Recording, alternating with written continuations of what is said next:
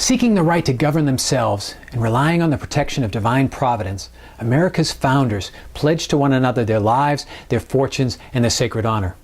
To think about it, it was a remarkable act of courage, and more importantly, a remarkable act of faith. Over 200 plus years, Americans have endured immense challenges. We've had to learn, have had to grow, and have had to change.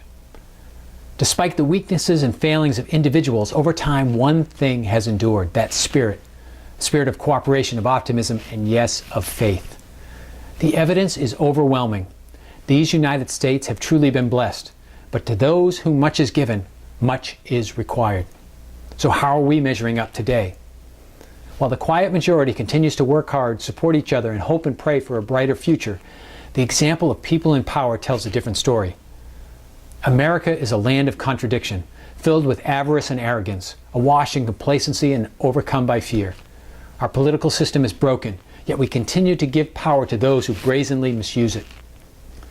We award all forms of power and wealth to those who promise to relieve our burdens, lessen discomfort, and distract us from self-examination.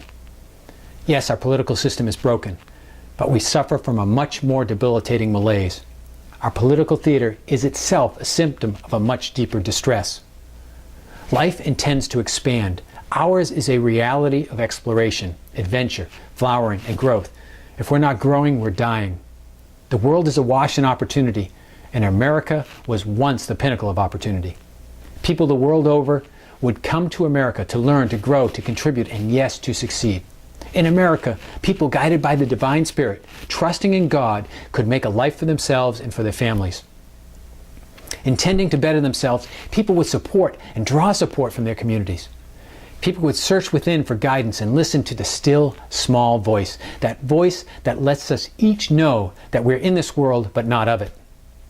We have talents and abilities, gifts to share. Our greatest task, our most glorious ambition, is to make the most of ourselves. And we are not walking alone. This sentiment, faith in God and a willingness to contribute, not to acquire stuff, but to build character, has not been completely lost here in America, but the sentiment is waning. We've become victims of our own success. We have passed the tipping point. When once we relied on the benevolence of the Creator, we now rely on government, on our own knowledge, and on frail, imperfect human systems.